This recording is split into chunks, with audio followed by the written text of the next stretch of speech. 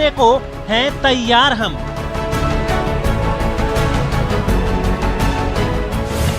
Corona की बढ़ती रफ्तार है तैयार।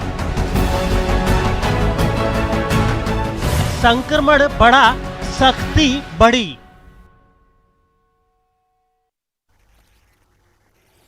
और कोरोना की रफ्तार लगातार बढ़ती जा रही है और जैसा कि मेडिकल एक्सपर्ट्स ने दावा किया था ओमिक्रॉन के बारे में कि ओमिक्रॉन बहुत तेजी से फैल रहा है, ये आंकड़े इस बात की गवाही दे रहे हैं कि वाकई ओमिक्रॉन बहुत तेजी से फैल रहा है, क्योंकि रोज जो आंकड़े सामने आ रहे हैं पूरे देश भर से, प्रदेश के अंदर लगभग डबल आंकड़े रोज सामने आते हैं। ऐसे में एहतियात बरतना बहुत ज्यादा जरूरी है और यही वजह है कि केंद्र सरकार ने 15 से 18 साल के बच्चों के वैक्सीन को मंजूरी दे दी और आज से बूस्टर डोज की शुरुआत भी हो चुकी है। अब ऐसे में कैसे अपना ख्याल रखें, क्योंकि अब पूरा देश तीसरी लहर में दाखिल हो चुका है।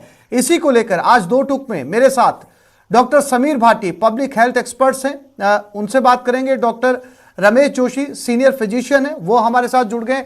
सबसे पहले डॉक्टर समीर भाटी, मैं आपके पास आता हूं। डॉक्टर समीर, अब जब ओमिक्रॉन पर जो दावे किए गए थे वो सारे के सारे सही साबित हो रहे हैं। ओमिक्रॉन के बारे में बताया गया था कि भले ही ज्यादा नुकसान ना पहुंचाए लेकिन ये फैलता बहुत तेजी से है और वाकई ये आंकड़े ये बता रहे हैं कि ओमिक्रॉन जो है वो रोज बहुत तेजी से फैल रहा है। अब डोज लगातार दी जा रही है, दोनों डोजेस का भी जो है वो बारी चल रही है, साथ ही 15 से 18 साल के बच्चों को भी वैक्सीन दी जा रही है और आज से बूस्टर डोज की भी शुरुआत हो गई है। तो डॉक्टर समीर जी, बिल्कुल बिल्कुल। देखिए, जिस तरह से अभी बताया हमने कि अगर पिछले 3-4 दिनों के अंदर हम देखें तो केसेस में तो बहुत ही इवन 6 गुना बढ़ोतरी हुई है। जैसा कुछ राज्यों के अंदर तो फिलहाल अगर जैसे 2 दिन का वीकेंड्स का कर्फ्यू भी लगा था, अब उसके बाद हम जब कर्फ्यू लगता है उसके बाद फिर से चीजें जब रीओपन होती है फिर केसेस में एकदम से काफी ज्यादा स्पाइक देखने को मिलता है।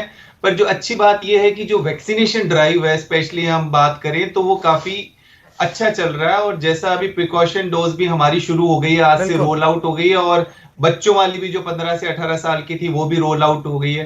पर इसमें सिर्फ जरूरी ये है कि जिन जिन लोग जो अब एलिजिबल है वो एटलीस्ट आके अपना लगवाना शुरू कर लें कि अब इस चीज में और ज्यादा डिले नहीं होना चाहिए, क्योंकि कुछ अभी भी लोगों में इस चीज को लेके कुछ अभी भी सवाल है कि प्रिकॉशन डोज अभी थोड़ा देखते हैं, थोड़ा वेट कर लेते हैं। इवन हेल्थ केयर वर्कर्स में भी थोड़ा हमने देखा है कि उनको लग रहा है कि अभी ये माइल्डली वेरिएंट चल रहा है, अभी लगा लेंगे। नहीं, अभी सबके लिए जरूरी है जितना जल्दी हो सके, ताकि हम आगे फिर जो एज ग्रुप हमारा और 45 साल और कोमॉर्बिड वाले हैं उनके लिए भी जरूरी है, क्योंकि अभी हम 60 और कोमॉर्बिड को लगा रहे हैं। पर जब भी हम बात करते हैं कोमॉर्बिड की, तो वो अगर आप 40 के आप 45 की अगर आप कोमॉर्बिड है तो आपके लिए भी उतना ही ज्यादा जो है ये खतरा है।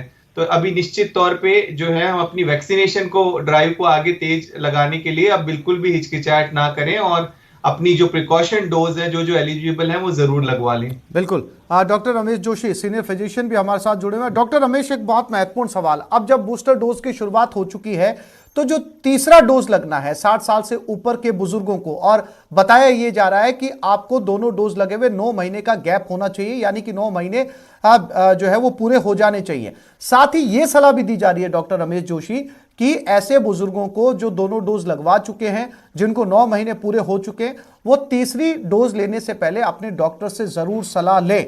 तो क्या ऐसे तमाम बुजुर्ग जो इस दायरे में आते हैं, जो इस पैरामीटर में आते हैं, वो अपने डॉक्टर से बातचीत के बाद ही जो है वो वैक्सीन ले, या सीधे भी जा सकते हैं वैक्सीन लेने के लिए? समीर जी, जो वैक्सीनेशन का ड्राइव स्टार्ट हुआ था उसको 16 जनवरी को पूरा 1 साल हो जाएगा। तो मेरे हिसाब से अधिकतर लोगों को 9 महीने का समय हो जाएगा। दूसरा, जो हमारे वरिष्ठ नागरिक हैं, अगर वो डॉक्टर से राय लेकर के आते हैं तो सर्वश्रेष्ठ है, और अगर वो इस भीड़ भाड़ की स्थिति में डॉक्टर के पास नहीं जा पाते हैं, अपने फिजिशियन के पास नहीं जा पाते हैं, आउटडोर की लंबी लाइन में ले करके खड़े रह करके राय नहीं ले पाते हैं, तो वो जो अपना मैसेज आया है उससे रजिस्टर करें कोविन ऐप के ऊपर और अपना वैक्सीन लेने के लिए चले जाएं, अगर उम्र ज़्यादा है, 70 से ऊपर है, 80 से ऊपर है, 90 से ऊपर वाले भी हैं, मेरी माता जी जैसे जी 96 97 की है, तो ऐसे लोगों को जी बिना डॉक्टर की राय के और बिना भीड़ में गए और बिना अपने आप को एक्सपोज किए भी जाकर के डोज लेने के लिए मैं राय दूंगा। अच्छा, इसी जी क्रम में आज मैंने भी प्रातः जैसे ही ये प्रिकॉशन डोज कह दें या बूस्टर डोज कह दें प्रारंभ हुई, जी अपने आप को उस मैसेज के ऊपर रजिस्टर किया कोविन ऐप के ऊपर और लगा करके जी मैंने मेरी जो वैक्सीन लगते हुए की जो फोटो है वो सारे सोशल मीडिया पे पोस्ट की है, ताकि हम एक जी झंडा बरदार बन सके उन सब लोगों के लिए जो इस थर्ड डोज से या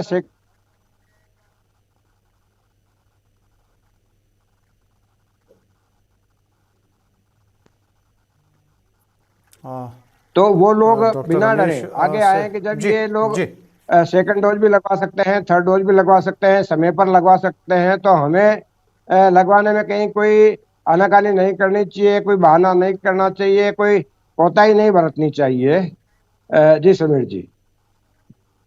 जी स्वप्निल जी। हाँ डॉक्टर समीर, एक बार फिर से मैं आपके पास जो है वो आऊंगा। डॉक्टर समीर, अब जब हर कैटेगरी के अंदर वैक्सीनेशन शुरू हो चुका है, पहले से वैक्सीनेशन ड्राइव चल रही थी, इसके साथ ही अब ऐड किया गया 15 से 18 साल के बच्चे, और फिर ऐड किया गया कि जो दोनों डोज ले चुके हैं, फ्रंटलाइन वर्कर्स हों, हेल्थ वर्कर्स हों, या जो 60 साल से ऊपर के लोग हों, उन्हें भी अब वैक्सीन जो है वो आसानी से लग रही है, तीसरी वैक्सीन। और लगातार राजस्थान सरकार, डॉक्टर समीर, ये भी जो है वो बार बार केंद्र सरकार से मांग कर रही है कि ये जो कैटेगरी है 15 से लेकर 60 साल तक की, ये तो चलो वैक्सीन के दायरे में आ गई और कहीं ना कहीं इनका सुरक्षा घेरा तैयार हुआ है, लेकिन जो 2 से 15 साल के बीच के लोग हैं, उन्हें भी इस महामारी के अंदर सुरक्षा चक्र की जरूरत है, और सुरक्षा चक्र केवल वैक्सीन है। तो ऐसे बच्चों को आप क्या सलाह देंगे जो 2 से 15 साल के बीच में आते हैं और जिनके माता पिता को चिंता है इस तीसरी लहर में उनके स्वास्थ्य को लेकर? बिल्कुल बिल्कुल, देखिए जिस तरह से अभी ड्राइव चल रहा है भारत के अंदर, अगर हम पूरा देखें तो एक वो साइंटिफिकली ड्राइव चल रहा है, जैसे हमने देखा शुरुआती दौर में जिस तरह से हमारे हाई रिस्क हम हमेशा देखते हैं, हाई रिस्क से चलते हैं, और अब जैसे जो बूस्टर या प्रिकॉशन डोज भी है, ये भी हम हाई रिस्क को मानकर चल रहे हैं कि भाई अपने जो हेल्थ केयर वर्कर है, जो फ्रंट लाइन वर्कर्स है, उनको बहुत ज्यादा एक्सपोजर होता है, तो हमने उनको प्रोटेक्ट करके रखा। उसके बाद हमारे एल्डरली लोग हैं, निश्चित तौर पे उनको भी देखा गया है, जिस तरह से जितने भी स्टडी सामने आई है कि इम्यूनिटी लेवल उनका डाउन होता चला जाता है, तो उनको बूस्टर की जरूरत है। बच्चों की अभी जितनी भी ग्लोबली स्टडीज आई है, जिसमें देखा गया है कि बच्चों को चाहे पहली वेव रही हो चाहे दूसरी वेव रही हो, उसमें संक्रमण तो बच्चे हुआ है, संक्रमित बच्चे हुए हैं, पर उनको उस तरह से बीमारी की गंभीरता नहीं हुई है। तो बच्चों के जो चारों तरफ हम प्रोटेक्शन है, एक वो लेयर ठीक बना रहे कि उनके चारों तरफ जो एडल्ट पॉपुलेशन है वो पूरी तरह से सुरक्षित हो जाए। और अब धीरे धीरे बच्चों की भी वैक्सीन और ट्रायल फेज के अंदर चल रही है, जिसके अंदर नेजल वैक्सीन भी है, हमारी कोवैक्स भी है, और इसके अलावा जो आपकी कोवैक्सीन है जो अभी 15 से 18 साल के लिए चल रही है, ये 12 साल से भी अब बच्चे 12 साल के बच्चों तक के लिए भी अप्रूव हो गई है, और आगे ये भी शुरू हो जाएगी। तो इसलिए पेरेंट्स, अभिभावक बिल्कुल निश्चित रहे, आगे आने वाले समय में बच्चों के लिए भी वैक्सीन जल्द ही उपलब्ध होगी। पर फिलहाल अभी हमें उनके जो सराउंडिंग एडल्ट पॉपुलेशन है उनको पूरी तरह से सुरक्षित करना है। ये बहुत महत्वपूर्ण बात है डॉक्टर समीर की जब तक इन बच्चों के लिए दवाइयां नहीं आती हैं, इनके लिए किसी तरीके की वैक्सीन की इजाजत नहीं मिलती है, तब तक इनके आसपास के लोग जो है इन्हें महफूज रखें। डॉक्टर रमेश, चूंकि बात चल रही है, आज वैक्सीनेशन ड्राइव बुजुर्गों को दी जा रही है, इसको बूस्टर डोज कहा जा रहा है। ऐसे बहुत सारे बुजुर्ग हैं जो कई तरह की गंभीर बीमारियों से पीड़ित हैं, जिन्होंने दोनों डोज भी जो है वो डॉक्टर की देखरेख के अंदर ली है, और अब तीसरी डोज। और जाहिर सी बात है कि जब तीसरी डोज इस तरीके के शख्स लेंगे तो उनके अंदर कहीं ना कहीं इम्यूनिटी वीक होगी। तो क्या आप सलाह देंगे डॉक्टर रमेश, क्या पहले उन्हें अपना इम्यूनिटी चेक करवानी चाहिए, क्या उनके अंदर हार्ड इम्यूनिटी डेवलप हुई है, उसके बाद में उन्हें तीसरे डोज पर जाना चाहिए? डॉक्टर रमेश, मैं ये राय दूंगा कि जो वरिष्ठ नागरिक हैं हमारे, और अगर उनके साथ में कोमॉर्बिड डिजीजेज हैं, जैसे डायबिटीज बहुत कॉमन है, हाइपरटेंशन बहुत कॉमन है, हार्ट डिजीजेज बहुत कॉमन है, उसके अलावा महिलाओं में थायराइड बहुत कॉमन रहता है।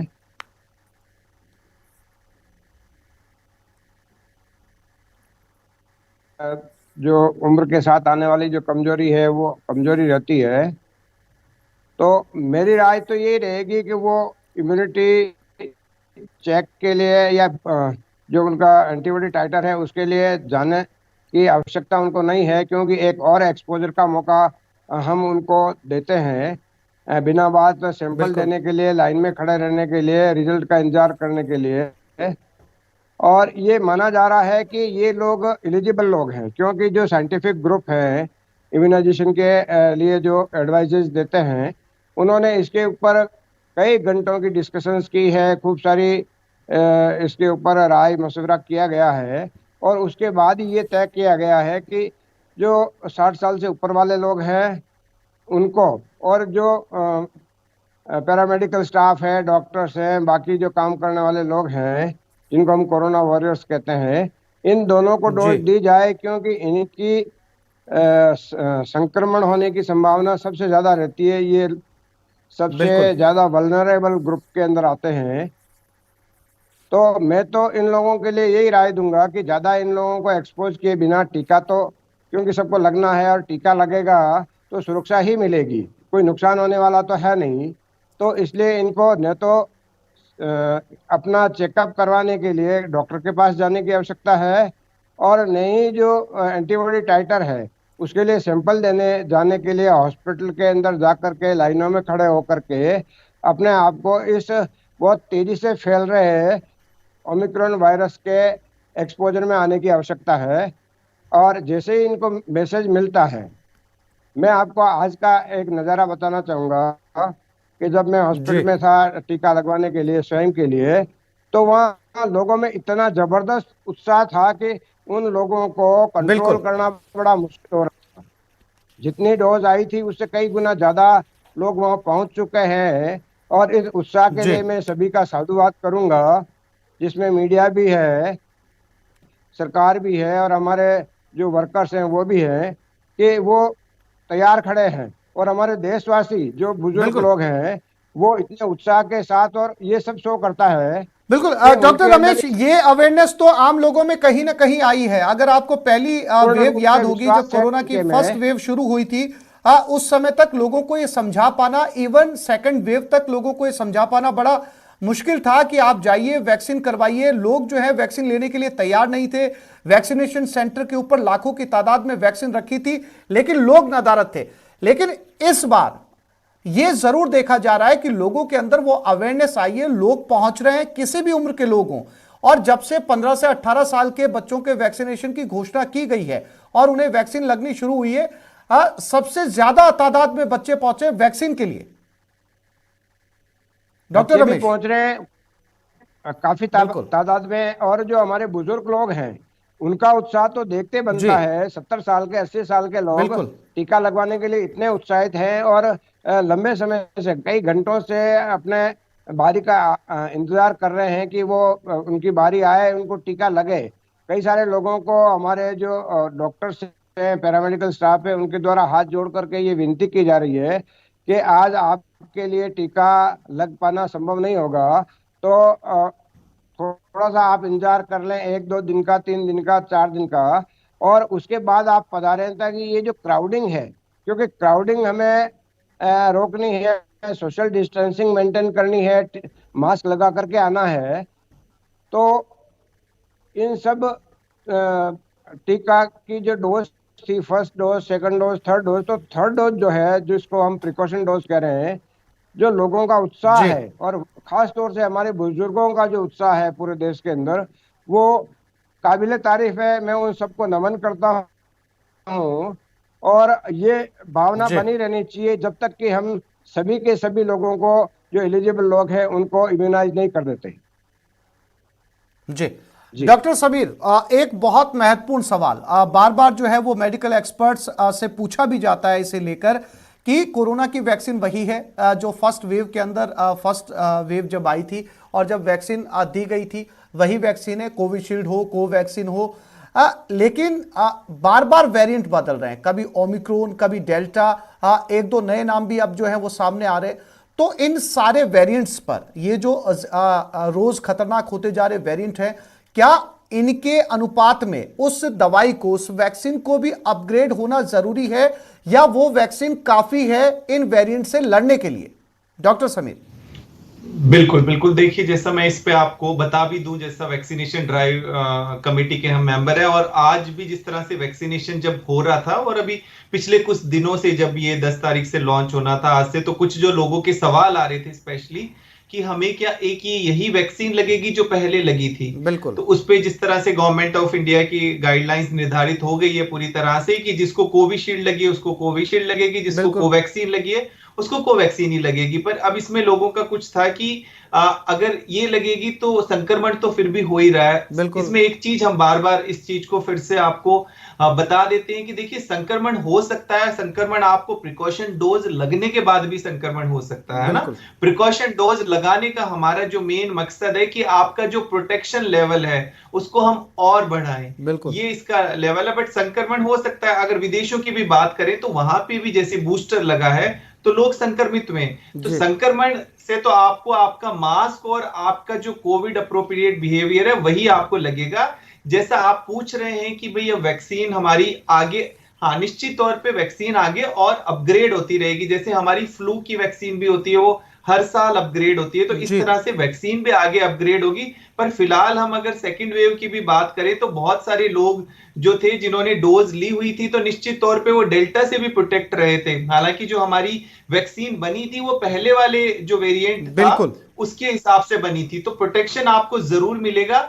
और इन साइंटिफिक चीजों में लोगों को बहुत ज्यादा नहीं पढ़ना, जिस तरह से गवर्नमेंट के निर्देश आते हैं उसी तरह से लगानी। और एक और आज सुबह जैसा हम देख रहे थे नीचे वैक्सीनेशन सेंटर्स में थोड़ा सा लोगों का था कि हमें अभी क्या कहते हैं सिम्टम्स है, लक्षण है, तो ऐसे लोगों से हम अभी आग्रह करेंगे कि अगर आपको लक्षण है तो आप वैक्सीनेशन सेंटर पे ना आए, अपनी जांच जरूर करा लें। अगर आप संक्रमित हैं तो फिर आपको अभी रुकना पड़ेगा, अभी आप वैक्सीन नहीं ले सकते। इस चीज का जरूर ध्यान रखें। डॉक्टर समीर, एक और महत्वपूर्ण सवाल, चूंकि बहुत सारे दर्शक ये पूछते भी हैं, बहुत लोग ये जानना भी चाहते हैं, बहुत क्यूरियस भी है इसको लेकर। मेडिकल स्टोर्स के ऊपर किट आती है टेस्ट करने के लिए कि आप घर बैठे जो हैं वो टेस्ट कर सकते हैं कि आप कोविड पॉजिटिव हैं या नहीं, या फिर वो हॉस्पिटल जाएं उस रिपोर्ट को जो है वो सही माने कि वो रिपोर्ट जो है वो पॉजिटिव आई है। क्योंकि बहुत सारे लोग हैं जिनका ये कहना है कि वो किट घर लेके आते हैं मेडिकल स्टोर से, घर पर जब वो टेस्ट करते हैं तो वो पॉजिटिव आते हैं, लेकिन जब वो गवर्नमेंट हॉस्पिटल में जाके टेस्ट करवाते हैं तो वो रिपोर्ट जो है वो नेगेटिव आती है। ऐसी बहुत सारी किट जो है अब मेडिकल स्टोर पे मिल रही है। हाँ देखिए, इसमें आपको मैं बता दूं कि एक जो हम रैपिड टेस्ट करते हैं, रैपिड एंटीजन टेस्ट करते हैं जैसा पहले भी कर रहे थे, और जो किट्स अवेलेबल है आपकी केमिस्ट के ऊपर भी, वो भी रैपिड एंटीजन टेस्ट ही होता है। एक हम आरटीपीसीआर टेस्ट करते हैं, ज्यादातर जो अस्पताल के अंदर हम आरटीपीसीआर, तो घर के अंदर आप जिस तरह से कर रहे हैं रैपिड एंटीजन, अगर सैंपलिंग आप ठीक से कर रहे हैं तो ठीक है, वो कर सकते हैं। क्योंकि अभी फिलहाल हमने देखा है कि जितनी भी रैपिड एंटीजन किट भी इस्तेमाल करी जा रही है तो वायरल लोड काफी होने की वजह से उनके अंदर आ जाता है रिजल्ट ठीक। अगर पॉजिटिव उसमें आ रहा है तो आपको पॉजिटिव ही मानना पड़ेगा। वो आपने फिर दोबारा से कराया टेस्ट, उसमें आपको लक्षण है, आपको पॉजिटिव आ गया, मतलब आप 100% पॉजिटिव है। पर इसमें एक चीज का थोड़ा ध्यान रखना है कि आपने घर पे टेस्ट किया, आपको लक्षण है और उसमें नेगेटिव आ गया, तो फिर आपको जांच दोबारा करानी है ना। पॉजिटिव के केस में 100% आप पॉजिटिव हैं। जी, बहुत महत्वपूर्ण बात है कि डॉक्टर समीर आप ये कह रहे हैं कि अगर आप नेगेटिव आ रहे हैं उस किट के जरिए तो आपको एक बार जाकर आरटीपीसीआर टेस्ट करवाना चाहिए, और अगर आप उसमें पॉजिटिव आ रहे हैं तो आप मान के चलिए कि आप पॉजिटिव हैं। ये बड़ी महत्वपूर्ण बात है। डॉक्टर रमेश जी, मैं एक बार फिर से आपके पास आऊंगा, चूंकि अवेयरनेस की बात कर रहे थे डॉक्टर रमेश हम, और वाकई लोगों के अंदर अवेयरनेस आई है, और अवेयरनेस आने का ये नतीजा है कि वैक्सीनेशन सेंटर के ऊपर 15 साल से लेकर 60 साल तक के लोगों की लाइन लगी हुई है, और सभी चाहते हैं कि वो समय के ऊपर जो है वो वैक्सीनेट हो जाए। लेकिन इसके साथ साथ एक तबका ऐसा भी है डॉक्टर रमेश जो प्रिकॉशन नहीं ले रहा है, दोनों डोज ले चुका है और जो है वो बाहर भीड़ में शामिल होता है और कहीं ना कहीं इस स्प्रेडिंग का जो है वो एक जरिया बनता है। जानबूझकर इस तरह की लापरवाही जो है वो सामने आती है। तीसरी लहर अपने जो है वो आप आंकड़े देख रहे हैं किस तरीके से आंकड़े बढ़ते जा रहे हैं, लेकिन लोगों को बहुत ज्यादा इफेक्ट नहीं कर रहा है। जब आप घर से बाहर निकलेंगे तो उसी तादाद में आप भीड़ को देखेंगे, लेकिन दूसरी लहर के अंदर लोगों ने सावधानी बहुत ज्यादा बरती थी। डॉक्टर रमेश, बिल्कुल सही कहा आपने। ये जो एक जो बात बहुत प्रचारित की गई है कि ये जो वेरिएंट है वो फैलता तो बहुत तेजी से है ओमिक्रॉन, लेकिन इसकी जो घातकता है यानी मॉर्बिडिटी और मोर्टेलिटी है वो बहुत ज़्यादा कम है। इसने भी लोगों को बेफिक्र होने के लिए एक तरह से छूट दी है। तो मेरा उन सबसे भी निवेदन है कि हो सकता है वो अभी इतना घातक ना हो, अभी इतना मॉर्बिडिटी और मॉर्बिडिटी हाई नहीं हो, लेकिन हो सकता है इसके जो दुष्परिणाम है आने वाले समय में वो सामने आए हैं। तो अभी जल्दबाजी नहीं करें, कोई लापरवाही नहीं करें, अपने आप को सुरक्षित रखें। और विशेष तौर से जो 15 साल के जो बच्चे हैं और जो हमारे वरिष्ठ नागरिक हैं, उन दोनों लोग ग्रुप के लोगों को, और जो गर्भवती महिलाएं हैं, कोमॉर्बिड डिजीज वाले जो लोग हैं, उनके ऊपर विशेष ध्यान रखें। उनको बिना जरूरत हुए घर से बाहर नहीं निकलने दें, घरों में रखें। और घरों में भी जो वेंटिलेशंस हैं, खिड़कियां हैं, यथासंभव खुला रखें, ताकि जो वायरल लोड है वो घर के अंदर इकट्ठा नहीं हो और ताज़ा हवा के झोंके के साथ में जो वायरस है वो घर से बाहर निकल जाए। तो इस तरह से हमारा फर्ज बनता है कि हम हमारे जो छोटे बच्चे हैं, नवजात हैं, और 2 साल 5 साल या 15 साल से की उम्र के जो लोग हैं, उन सबको इस तरह से प्रोटेक्ट कर सकते हैं, क्योंकि उनके लिए भी वैक्सीन सरकार ने अलाउ की नहीं है। और हमारे जो वरिष्ठ नागरिक हैं, उन सबको वैक्सीन लगने में कुछ समय लग जाएगा, क्योंकि जिस हिसाब से वो संख्या है वो संख्या बहुत बड़ी है और एक दिन में या एक सप्ताह में सबको वैक्सीन दे पाना संभव नहीं है। तो उन सबसे भी मेरा निवेदन यही है कि पहले कोविन ऐप के ऊपर यथासंभव अपने आप को रजिस्टर करें। आपको स्लॉट मिलता है, आपको स्थान मिलता है कि आपको कहाँ जाना है, किस दिन जाना है, उस दिन आप वहाँ जा करके अपना टीका कराएं। और बिना रजिस्टर किए जब तक कोई बहुत ही ऐसी बात नहीं हो, तब तक टीकाकरण केंद्र पर जा करके बिना बात भीड़ का हिस्सा नहीं बने, अपने आप को एक्सपोज नहीं करें। और इस बीमारी को फैलने में जो कि सोशल डिस्टेंसिंग एक बहुत बड़ा फैक्टर है, उस फैक्टर को भी उतनी ही महत्वपूर्ण माने कि हमें डिस्टेंस मेंटेन करनी है। आज जो पब्लिक वहां पर आ रही है, जो हमारे बुजुर्ग लोग आ रहे हैं, बच्चे जो आ रहे हैं, वो इतनी तादाद में आ रहे हैं कि वहाँ संभव ही नहीं है इतने कम जगह के अंदर कि हम सोशल डिस्टेंसिंग मेंटेन करवा पाए उनसे। तो ऐसी स्थिति में कम से कम मास्क अवश्य लगा करके आए। और विशेष तौर से जब तक बहुत ज़्यादा जरूरी नहीं हो, लोगों को, सभी को, हमारे जो नागरिक हैं, उनको सबको अपने घरों पर रहना है, बाजार का हिस्सा नहीं बनना है, भीड़ का हिस्सा नहीं बनना है, किसी समारोह का हिस्सा नहीं बनना है। यही मेरा निवेदन है आम जनता से। जी डॉक्टर समीर, एक बार फिर से, जैसा कि डॉक्टर साहब ने कहा कि जो सलाह दी है कि किस तरीके से अपने कोविड एप्रोप्रिएट बिहेवियर का पालना करें, चूंकि आज से प्रिकॉशन डोज जो है वो शुरू हो चुकी है और लोग बाकायदा वहां पर पहुंच भी रहे हैं, आप क्या मैसेज देना चाहेंगे? क्यों बहुत जरूरी है प्रिकॉशन डोज? किन लोगों को लेनी चाहिए? किन बातों का इसमें ख्याल रखा जाए? डॉक्टर समीर। बिल्कुल बिल्कुल बिल्कुल देखिए, जैसे प्रिकॉशन डोज इसका नाम ही रखा गया है, तो एक तो आप बिल्कुल ध्यान दे लीजिए कि जो आपके घर में फैमिली के अंदर इस एज ग्रुप के अंदर आते हैं और जिनको कोई इस तरह की बीमारियां हैं, उनके लिए बहुत जरूरी है, उनको प्रायोरिटी पे आप वैक्सीनेशन सेंटर पर लेकर आइए। पर इस बात का भी उचित ध्यान रखिए कि जहां पर वैक्सीनेशन सेंटर पर जा रहे हैं वहां पर इस तरह से बहुत ज्यादा भीड़ भाड़ ना हो और जब तक आप वहां बैठ रहे हैं, आपका नंबर नहीं आया है, तो पूरी तरह से अपना मास्क वगैरह ठीक से लगा के रखें, हर चीज का ध्यान रखें। और एक के साथ दो दो तीन तीन लोग ना जाएं। कई बार हम देख रहे हैं कि एक वैक्सीन लगाने आ रहे हैं और उनके साथ दो दो तीन तीन लोग आ रहे हैं। तो ऐसी छोटी छोटी बातों का आप विशेष ध्यान रखिए। ये दोनों के लिए, बच्चों में भी हमने देखा है कि बच्चे के वैक्सीन लगनी है 15 साल के, और उनके मदर फादर दोनों साथ में आ रहे हैं। तो ऐसी छोटी छोटी चीजों का आप ध्यान रखिए। कहीं पर भी आप भीड़ मत करिए। और स्पेशली आपकी फैमिली में, आपके पूरी परिवार में ऐसे लोग हैं जो इसके लिए एलिजिबल हो गए और जिनको और अन्य गंभीर बीमारियां, तो प्लीज उनको तुरंत आप वैक्सीन लगवा लीजिए। अभी आपको इस चीज को लेके बहुत ज्यादा नहीं कि अभी इन्फेक्शन बढ़ा हुआ, जब कम होगा तब लगवाएंगे। आप अभी लगवा लेंगे तो 2 हफ्ते बाद तक इम्यूनिटी बनना शुरू हो जाएगा। तो अभी राइट टाइम है, आप आगे बढ़कर वैक्सीनेशन जरूर लगवाएं। डॉक्टर रमेश, 9 महीने का गैप दोनों डोज के बाद में प्रिकॉशन डोज से पहले जरूरी है।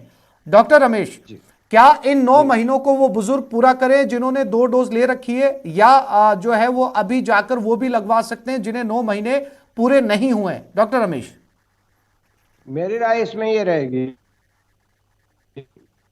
बुजुर्ग कोमॉर्बिड चीजों से सफर नहीं कर रहे हैं, यानी साथ में कोई ऐसी गंभीर बीमारी नहीं है, उन्हें थोड़ा धैर्य रखना चाहिए कि 9 महीने पूरे हों।